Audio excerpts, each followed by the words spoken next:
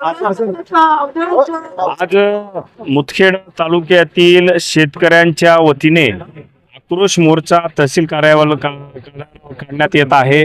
आज आमचे आयोजक जे बालाजी गाडे पाटील आहेत आणि आपण बघू शकता या मोठ्या प्रमाणात शेतकरी वर्ग मुदखेड तालुक्यातला आलेला आहे। आमचे काँग्रेसचे जिल्हाध्यक्ष उत्तरचे विठ्ठलभाऊ पावडे व आमचे भोकर विधानसभेचे नेते तिरुपती पाटील पोंडेकर आणि मोठ्या प्रमाणात शेतकरी वर्ग आहे आणि शेतकऱ्यांनी एक प्रकारचा आक्रोश व्यक्त केलेला आहे सरकारवर, राज्य सरकारवर। कारण शेतकऱ्यांना शेतीच्या कामासाठी डिझेल मिळत नाहीये, डिझेलचे भाव वाढलेले आहेत। शेतकऱ्यांचं असं झालेलं आहे की लागत जास्त झाली आणि उत्पादन कमी झालेलं आहे। मोठ्या प्रमाणात खताचे भाव वाढलेले आहेत, खतं वेळेवर उपलब्ध नाही आहेत, पीक विमा आमच्या शेतकऱ्यांना वेळेवर उपलब्ध नाहीये।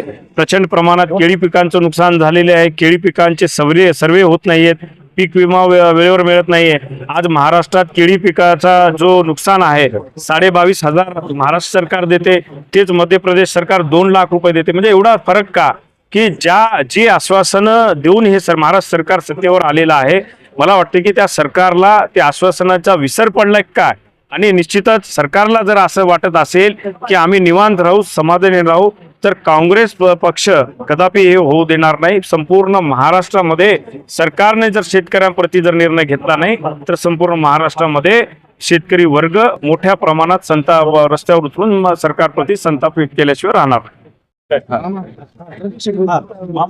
आज या ठिकाणावरती मुदखेड तालुक्यामध्ये आमचे नेते माननीय खासदार रवींद्रजी चव्हाण साहेब यांच्या नेतृत्वात व मार्गदर्शनामध्ये, त्याचबरोबर जिल्ह्याचे अध्यक्ष माननीय विठ्ठलभाऊ पावडे व माझे मोठे बंधू तथा विधानसभेचे नेते जिल्ह्याचे कार्याध्यक्ष माननीय तिरुपती पाटील पोंडेकर यांच्या मार्गदर्शनात व उपस्थितीमध्ये हा मोर्चा शेतकऱ्यांच्या हितासाठी या ठिकाणावरती होतोय। मुदखेड तालुक्यातील शेतकऱ्यांचे अनेक प्रश्न आहेत, त्यापैकी पीक विम्याचा प्रश्न प्रलंबित आहे। त्याचबरोबर शेतीला मिळणारी जी लाईट आहे ती 3 फेस लाईट ही शेतकऱ्यांना मिळत नाहीये। त्याचबरोबर या ठिकाणावरती अवकाळी पावसाने शेतकऱ्यांच्या केळीच्या बागांचं निवगा बारड या भागातलं नुकसान झालं, त्यांचे देखील पंचनामे करायला प्रशासन पुढे येत नाहीये। त्यामुळं त्याचबरोबर डिझेल टंचाई, गॅस टंचाई आणि दरवाढ, इंधन दरवाढ या मुद्द्यांवरती मुदखेड येथे हा मोर्चा आम्ही घेतलाय।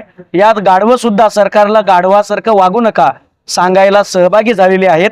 त्यामुळे सरकारने तात्काळ या मागण्यांवरती अंमल केला पाहिजे, कारण याच मागण्या त्यांनी जाहीरनाम्यामध्ये सुद्धा सरकारच्या होत्या। त्यामुळं स्वतः दिलेली आश्वासनं हेच आम्ही त्यांच्याकडनं मागतोय। जर ते होत नसतील तर येण्या काळामध्ये याहीपेक्षा जास्त खासदार रवींद्र पाटील चव्हाण यांच्या नेतृत्वामध्ये आम्ही नांदेड जिल्ह्यात चक्काजाम आंदोलन करू आणि शेतकऱ्यांसाठी अजून मोठ्या संख्येने रस्त्यावरती उतरू।